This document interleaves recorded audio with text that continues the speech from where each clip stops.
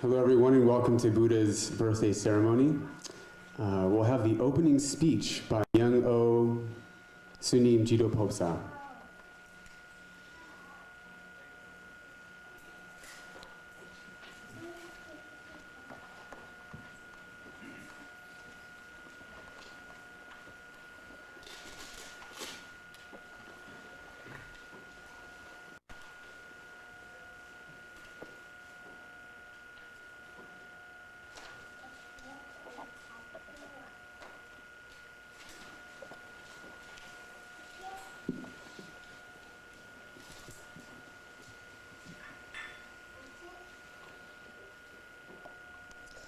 Welcome everybody. I'm very happy to be here, extremely happy to see my teachers, my friends, all together celebrating Buddha's birthday and celebrating the fact that with this birthday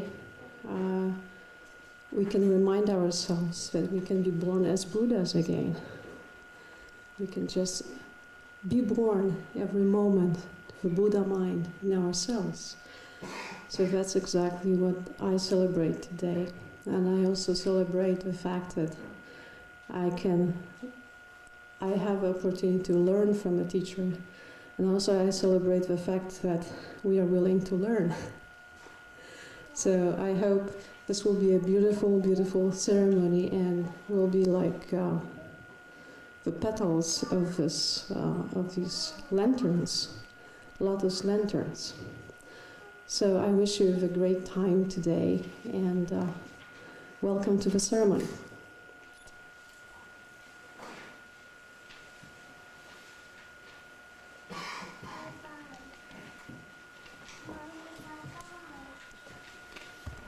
Thank you. Will everyone please stand for the threefold refuge, homage to the three jewels.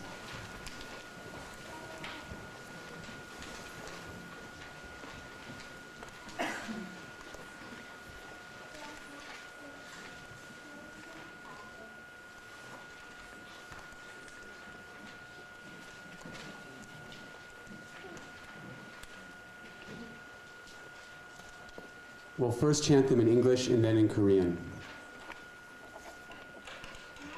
Homage to all Buddhas who are present in their glory at this assembly. Homage to the Dharma, which is present in its glory at this assembly. Homage to all the Sangha who are present in their glory at this assembly.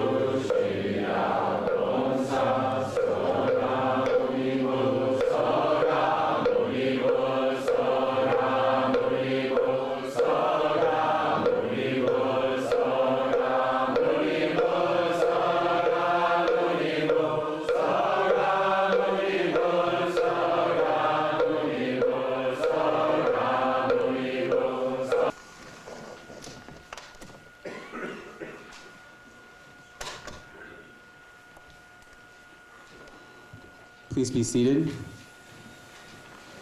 We'll now have the children offering flowers to the Buddha.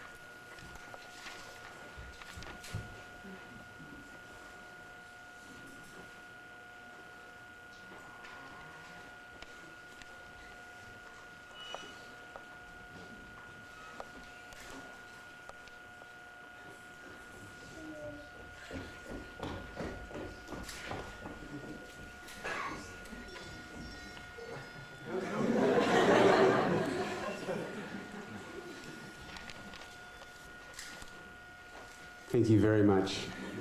We'll now sit for 5 minutes.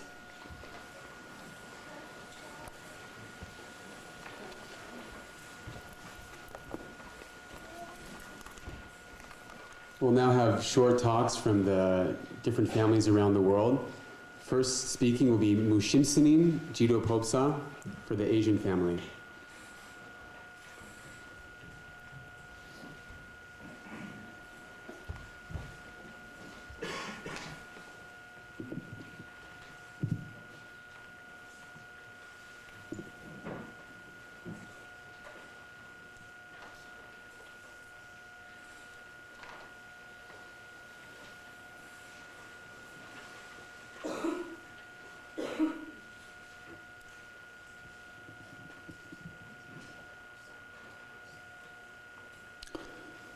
Good morning.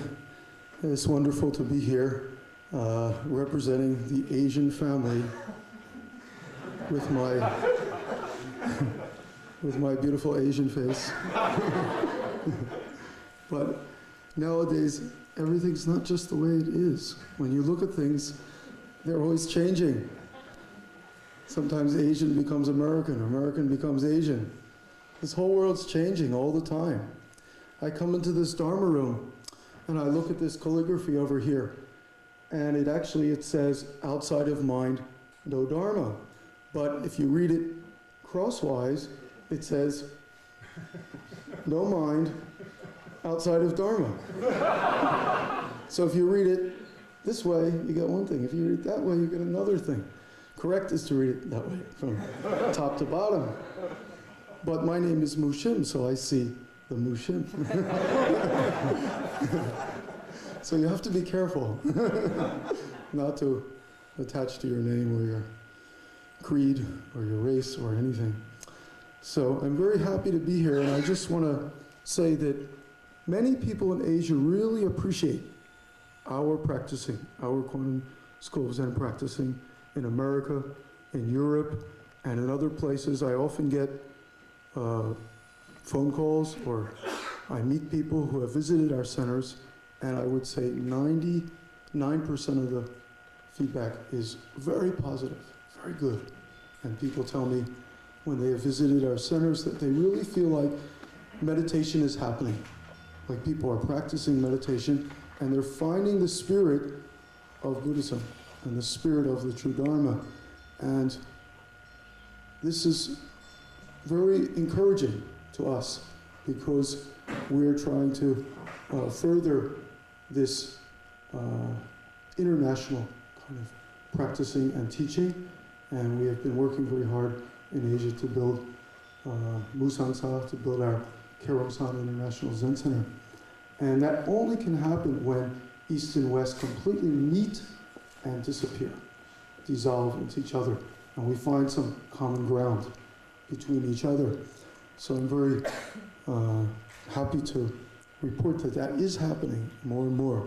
And I particularly want to say that I'm very thankful to all the people who came to Providence Zen Center for the Whole World Single Flower last year and all, from Asia, and also to all the people who came to our opening ceremony recently in Asia from America.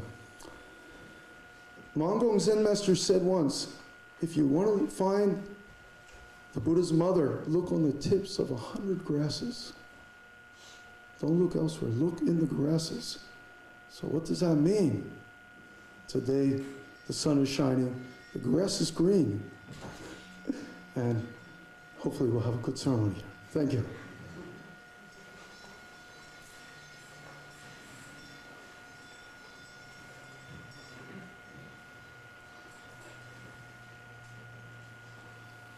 Now representing the Europe Sangha, we'll have Wandosani.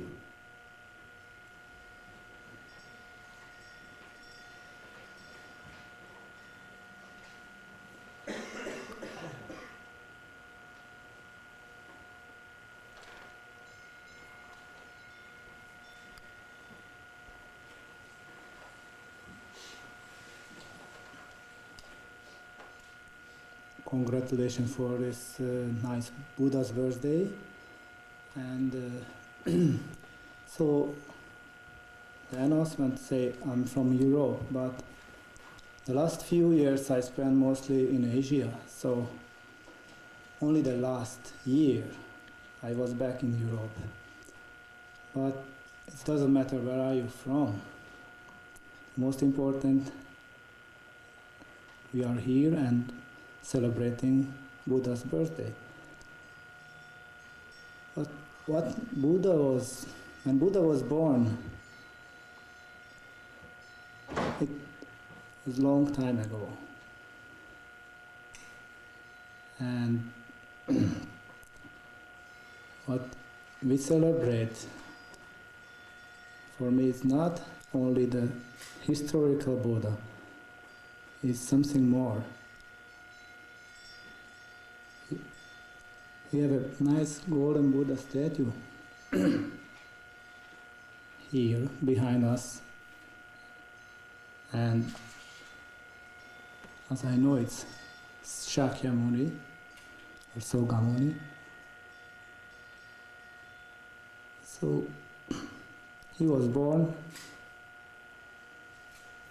we have Buddha's birthday, and that's all.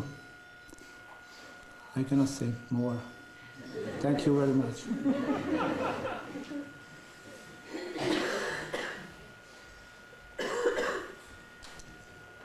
Hello everybody, my name is Morgan Riley and I'll be your MC this weekend. As if I didn't have enough to do, I was also picked to represent the Western United States Sangha. So they asked me to say a few words about what's happening. Actually, I've been here for 4 months, so I don't really know what's happening there. But I talked to Paul Park, Jito Pomsing, this morning. He said everybody's okay. No earthquakes yet. No earthquakes yet, at least in LA. And one good thing that's happening is since Paul Park, Jito Pomsing, has been there, is a lot of Korean people are coming to the Dharma Zen Center. So that's very good, especially after he says Hyun Gaksinim's book came out, which I forget the title, but apparently it's very good, even in Korean. From Harvard to Hwagesa. From Harvard to Hwagesa. The teaching of Hyun Gaksin. Spiritual search. That's an inside joke for all of you who know that wonderful man. So I just have two short stories. The first story, they're both birthday stories. The first story happened when I was 5 years old, and like most Americans, I always, when I'm practicing Zen and I have problems come up, I always blame my parents for everything. But actually this year when I was sitting Kyolche, I remembered a lot of good things that especially my mother did. One, when I was 5 years old, we had a big birthday party. We invited all the kids from the block. It was very special. And during this birthday party, kind of like here, we had a lot of games. And the big game for the whole thing, at least for us kids, was my mother hid an old alarm clock somewhere in the house, maybe underneath a couch or on top of a bookcase or in some food, who knows? We didn't know. So, and then she brought out a $10 or $20 bill, I can't remember, and said, whoever finds this alarm clock will win this money. So that's a lot. Even $10 23 years ago was a lot of money to a kid. So everyone just went crazy. All the kids' eyes were, completely open, completely awake, you could say. So then she went off and started this alarm clock, ticking, tick, tick, tick. And it was one of these old clocks with the bell, so it rang very loud. So as soon as she did that, she said, "Go, everyone go, and you'll win this money." Then all the kids went crazy, completely crazy, right? Literally, this is what happened. I remember because I was so shocked and afraid for my mom that I just stood there and watched. 2 kids took the bookcases and threw them on the floor. 5 kids, really this happened, you can imagine. 5 kids took the, you know how people get super strong under stressful situations? Some kids pushed over this couch, food went everywhere. Literally, the whole house was destroyed, and my mom just watched. But still, then finally it rang, and this is when it didn't have snooze, so it just kept going. And still no one could find it because it was so loud, right? It was making so much noise, nobody could find this clock. But I remember very clearly, and I'm not making this up, maybe a little bit, but this one, anyway, this one kid, I remember seeing it, just stopped, and he, kind of the quiet kid that nobody paid attention to, the nerd of the group, and he just, then I saw him, he started to walk somewhere, and then he came out, "I've got the clock." Of course, everyone was very upset, especially my mom. So to me, this story just points to very much that the Buddha, all the way down to our teacher Daesansanim, has a very old clock, taken care of this wake-up clock. And if you listen, it's actually ringing right now. Although we're all sitting still, maybe actually we're all tearing up this world, knocking over cars and whatever that we can get our hands on. But practicing, especially in today's Buddha's birthday, we can remember practicing just means, like this kid, we just stop and we listen. We hear the wind a little bit, maybe some cameras, doors shutting. Then, wow, we can go get this clock. And then we can get this money. Actually, the money's not important. We don't even need to find the clock. If we just stop and listen, then we can take care of some of this tearing up. So that was a long story, but I have one more. The other story is when I was in Los Angeles, I think it was before I was the head Dharma, maybe when I was the head Dharma teacher, it was my job to assist Musang Sanim, the abbot, in doing a lot of the dirty work. So we had a 1-year ceremony for the Oceanized Zen Center that Daesansanim was going to be at. So this was a very special event, and someone said, "Oh, you have to go get this cake." But this is a very special cake because Bob Moore, Jibong Zen master, Bob Moore, Jito Pope's name at the time, and Daesansanim can't have any sugar. And it was also very special because there was only an hour left before we were leaving. So I immediately took off and went to Ralph's. I went to all the usual places, and they said, "Oh, we don't have that kind of cake, I'm sorry." So I thought, I have to get this sugarless cake, this special cake. So finally I found this very high-class bakery, Mani's Bakery, you might know it. But it was very expensive, but I bought it anyway. It was also very small, this small, square, kind of a weird shaped cake that you would get in LA.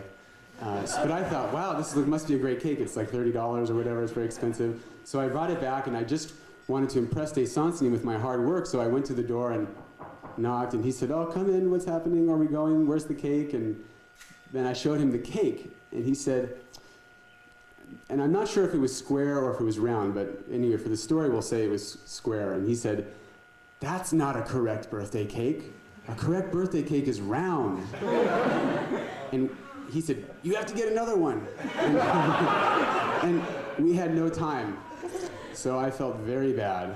And I thought, all kinds of answers. I thought, this is like a kongan. I should say something. I should throw the cake, or I should cut it into a circle and hand it to him and say, "Is that good?" But I was so upset and I had so much energy up that I couldn't think of anything. So I just said, "Oh, I'm sorry, sir." And And he said, okay, no problem, let's go. So we all went, and of course I'm checking the whole time thinking, oh, this is terrible. When we bring the cake out, first he'll say something, then Bob will say something, and everyone will say something, and I'll have to quit being a Zen student. Then we finally got there, and this cake came out, and I'm just, totally nervous. And the cake comes out, and Dae-Santing looks at it, and everyone's, looking at it, and he says, oh, this is a wonderful cake. So, the point of this story, if you haven't already figured it out from similar situations, is that correct or not correct, if we're just practicing, then it doesn't matter. If we keep this Buddha's birthday in mind, just being awake moment by moment, then this not correct or correct, it doesn't matter. It turns into wonderful. So thank you all for coming today. And I think we have a round cheesecake later. Thank you.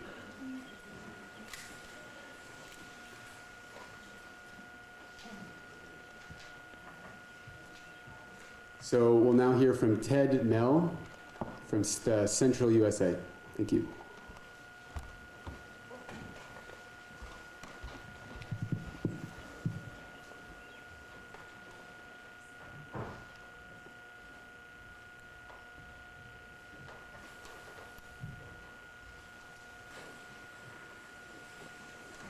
Good morning. I'm from the Kansas Zen Center, Southwind Temple in Lawrence, Kansas, and I wish you all a happy Buddhist birthday from the central United States. And I don't have any stories because JW told me just local color, so you're going to get a local color. The Kansas Zen Center is home of Hei Kwang Zen Master and Judy Reitman Jita Pope Sanim, and soon to be Jita Pope Sanim Dennis Durmeyer. And about over 20 of us from Kansas came to cheer Dennis on at his Inca ceremony tomorrow. And there's several centers associated with the Kansas Zen Center. In Kansas City, about 20 miles to the east of Lawrence, there's the Kansas City Zen Center led by Dennis. In Topeka, about 20 miles west of Lawrence, there's the Prairie Earth Zen Center led by Rebecca Ott and Bill Lucero. About 60 miles further to the west in Manhattan, Christina Hawk has started Tallgrass Temple. Lucy Sawyer, who has come to retreats at the Kansas Zen Center for many years, leads Little Rock Zen Center in Little Rock, Arkansas. Jim Jackson, who's also come to Kansas Zen Center many years for retreats, leads Morning Star Zen Center in Little Rock, Arkansas. And Carrie DeWitt, who was at the Kansas Zen Center for many years, moved to Alaska a few years ago and has started Cold Mountain Zen Center in Fairbanks. And Linda Frank, who has comes to the Kansas Zen Center for retreats, started Stillwater Zen Center in Richmond, Virginia. So there's lots of associate Zen centers to the Kansas Zen Center, and there's lots of other sanghas in the central area that I haven't mentioned. I don't know the names of them all, but there's sanghas in Colorado and Wisconsin and Illinois, Indiana, and I apologize for not mentioning them all, but again, on their behalf, I wish you all a happy Buddhist birthday. There's lots of energy at the Kansas Zen Center. I've said Kansas Zen Center many times, haven't I? There's lots of energy there. Lots of people practicing hard and lots of new people coming to check out Zen. We're actually building a new Dharma room, or adding on to the Dharma room. We're adding on to the Dharma room itself, building a large entryway, place for robes and shoes and coats, and a new bathroom with a shower, a new interview room, so we'll have 2 interview rooms. So it's really expanding the place. And we're having the Central Sangha Weekend this fall. So everyone's invited to that. Please come to the Kansas Zen Center and come anytime and practice with us. We'd love to have you. So it's a beautiful day and a wonderful ceremony and lots of other ceremonies to come. So we'll have a good time. And let's just keep helping each other to keep practicing. And clear mind, open heart, strong center, help this world. Thank you.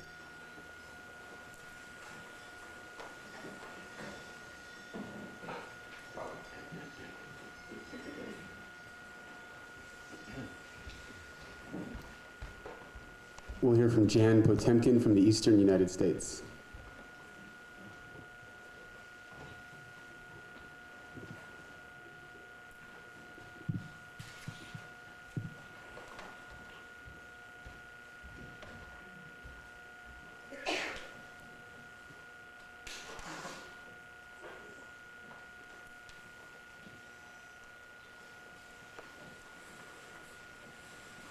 Happy Buddha's birthday, everyone. For many years I've come here and I've heard many times people tell a story about Buddha being born and saying, in heaven above and earth below, only I am holy. And I always prayed that I would never be asked to say anything about that because it's totally incomprehensible to me. But here I am. I guess I could have avoided talking about it, but I thought since I was asked to make this talk, I've been thinking about it. And I've had some lucky help in that I had a baby son born about 7 weeks ago. And he hasn't said anything like that.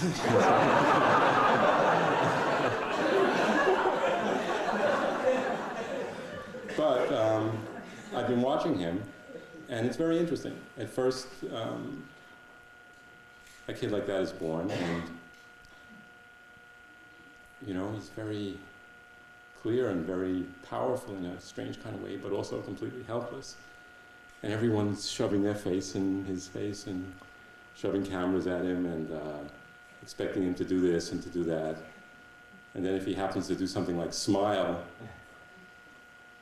he did it again, you know, I think he just smiled again, you know, and everyone's waiting for the next one. And, you know, you're watching him slowly put things together. And, I mean, he's seeing things, but what is that? He doesn't even know what is seeing, you know, and what is hearing. And it's all a big mess, and you can kind of tell that. But little by little, he starts putting it together. And, you know, but we know where it goes, you know, once you start putting things together. You never really get them put together right, you know? Especially when you have to deal with your parents and the crazy things that are going on around you. So when we come to our practice, you know, that's the messed up kind of structure we bring to it, to try to answer these big questions of life and death. We don't have the clear baby mind. We've got this crazy structure of the way we understand things. And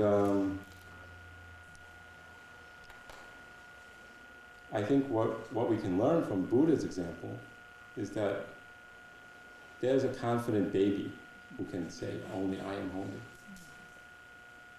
And that confidence is very important because I think when you realize that your structure isn't going to help you answer those questions, and maybe you don't even formulate the right questions with your structure, and you feel totally helpless, you can have the confidence that that's where your answer is, right in that feeling. And you can find all your needs right there will be met. Anyway, I was thinking that I had pretty much figured out what to say, and I thought I had one more resource at home. I have a 4.5-year-old daughter, and I was thinking about what I was going to say, and I said, Justine, what do you think is really important that I should talk about up at Providence? And she would have been here today, but she has a cold. And I don't even know if she heard me, but what she said was very wise. She said, Dad, who's bigger, Minnie Mouse or Piglet? So that's the question I'll leave you with.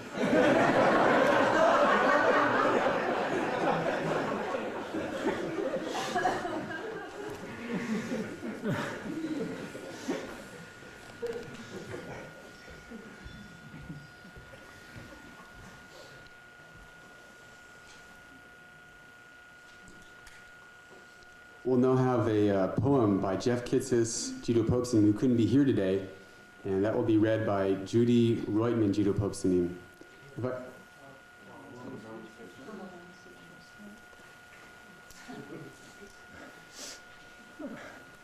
We'll now have a formal Dharma speech by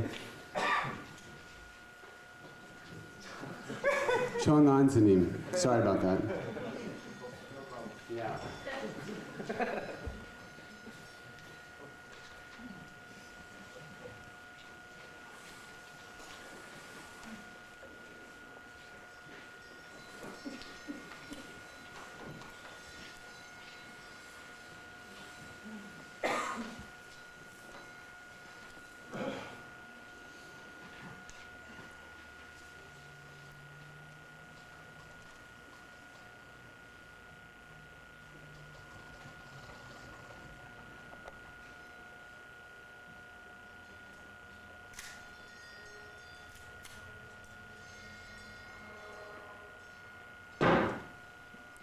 Everybody has it, nobody knows it.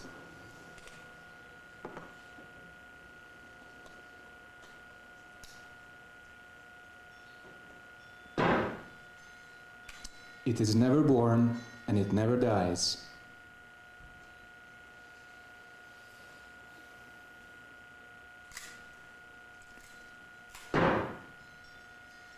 Why did we all gather here today at Providence Zen Center?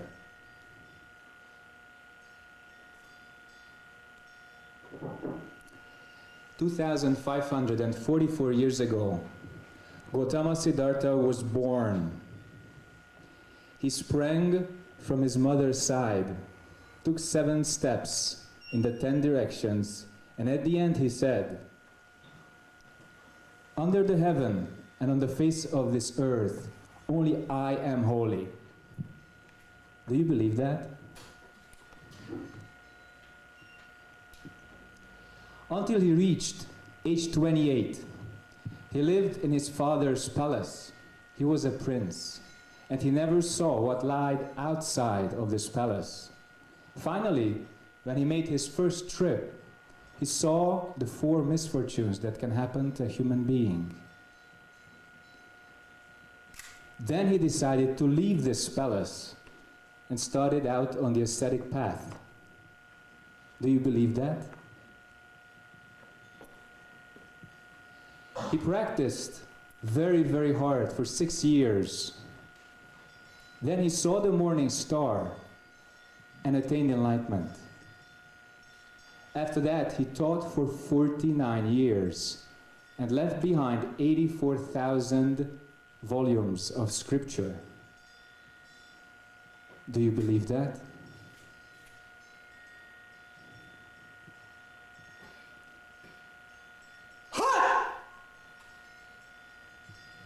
There is a cake which is not square, not round. When you go to eat it, watch your step. Thank you.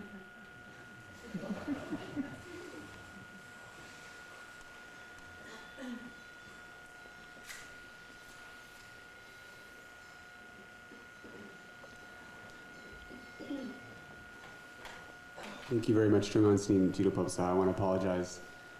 When they come for you for this job, don't scribble all over your program because you won't be able to read it. So if I could have 2 volunteers come up to pass out the poem. Just come on up.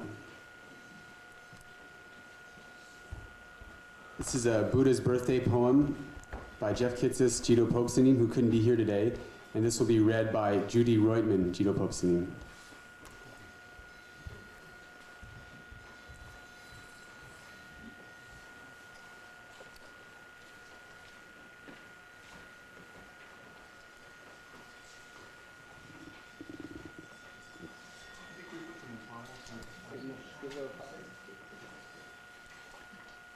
We have 3 or 4 more people to come up.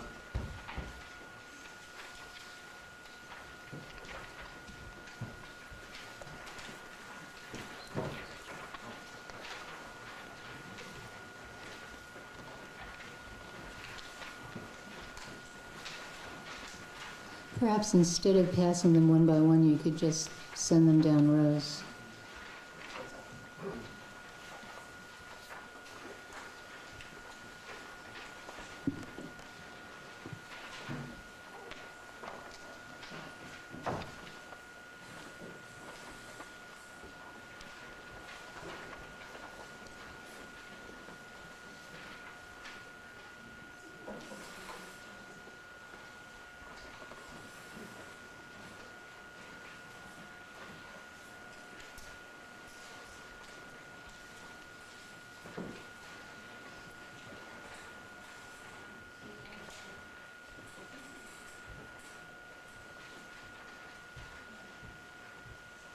So this is Buddha's Birthday Poem 2000 by Jeff Kitsis, Jito Popsanim.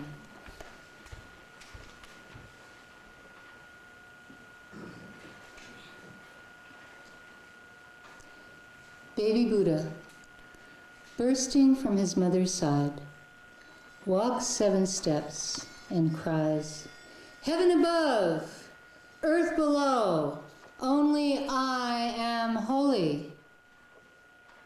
How ridiculous. Before baby Buddha was born, where is Buddha? Before Mama Buddha was born, where is Buddha? Before even Big Bang Buddha was born, where is Buddha? Watch the purple turtle Buddha ride high in the deep orange sea. Where can you find the green rabbit Buddha swimming in the jasmine mountain sky? But 100 baby Buddhas sitting inside the Buddha house. Look! A golden Buddha. Everyone eat baby cake Buddha and sing, "Happy baby Buddha's birthday to you." How wonderful. Thank you.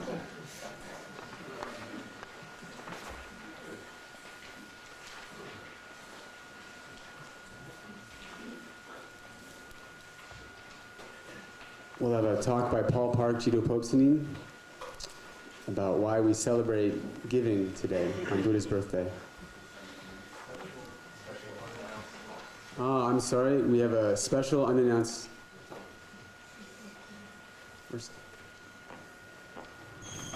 Like I said, we'll have a talk by Paul Park, Jito Popsanim.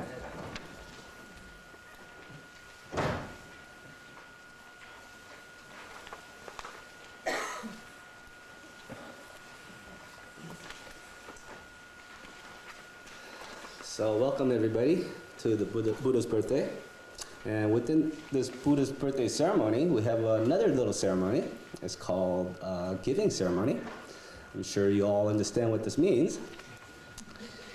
So I spent all yesterday morning working, then spent all afternoon and the evening flying here, then had 1 hour of sleep, and here I am. Sounds like personal problem, yeah? But to ask a person like this to give a giving ceremony speech, this could be very dangerous.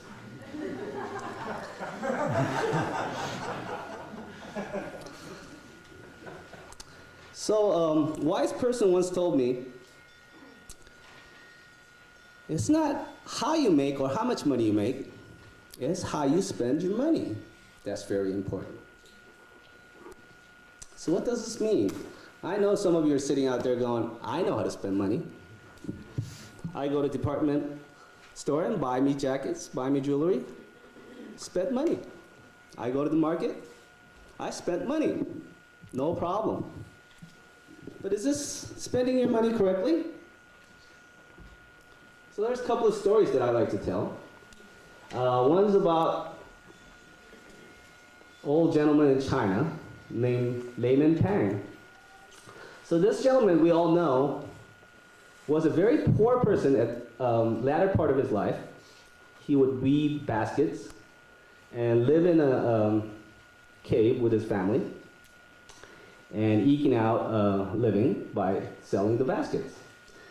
But some of us might not know that he was a very wealthy person when he was younger.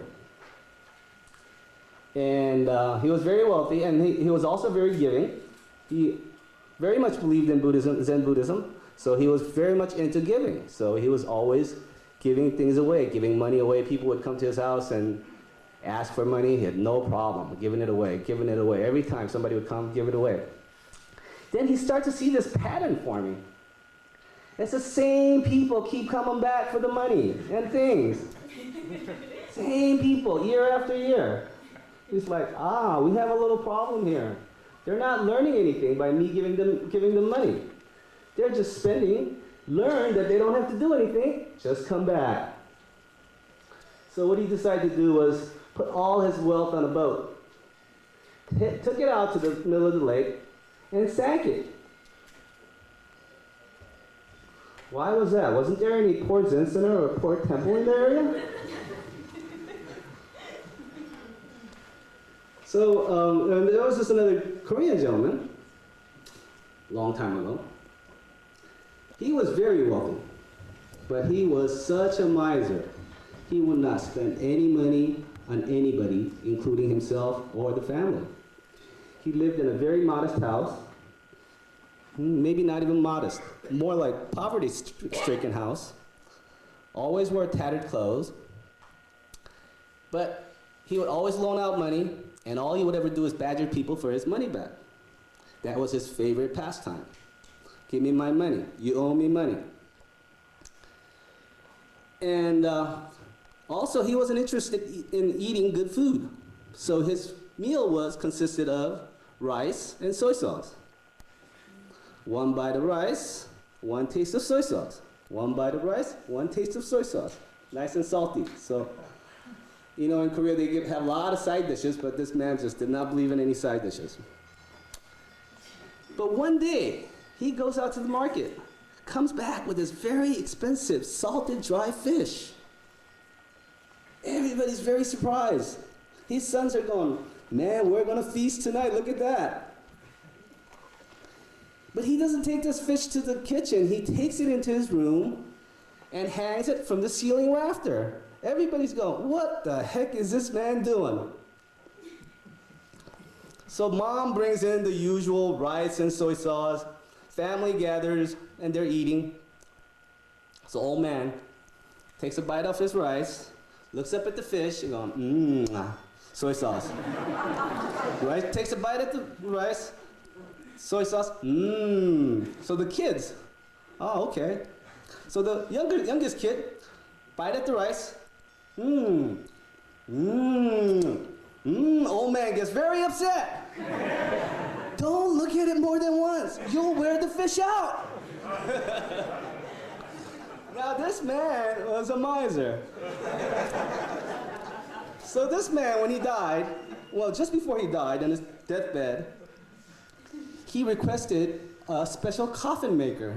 He asked for a coffin maker to come over to his house. So the kids are going, this miser old man, all he cares about is himself. Now he's going to make himself a custom casket before he goes. So he had this custom casket made. And the day of his funeral procession, the funeral procession is parading down the town. And this coffin was very peculiar. It wasn't made out of anything special, but the only thing that was special was that it had 2 holes on top of the coffin. And he had his arm sticking out like this. And on the side, it says, coming empty-handed, going empty-handed. Hopefully, this man found a poor Zen center or temple in the area. So,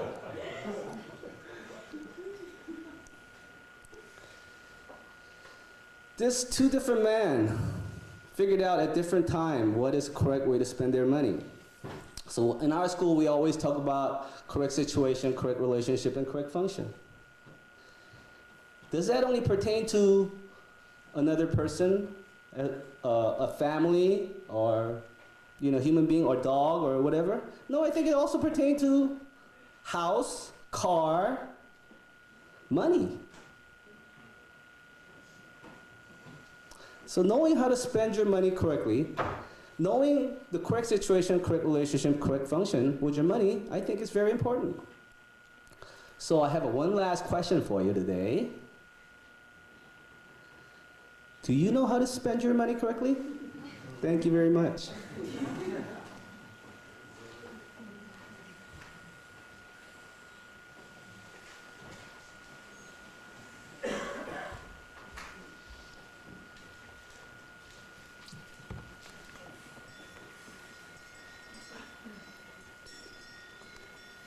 we'll now have Kwanzaa and Bosal chanting, and while we're chanting, everyone can come forward to the donation boxes and give wholeheartedly. Thank you.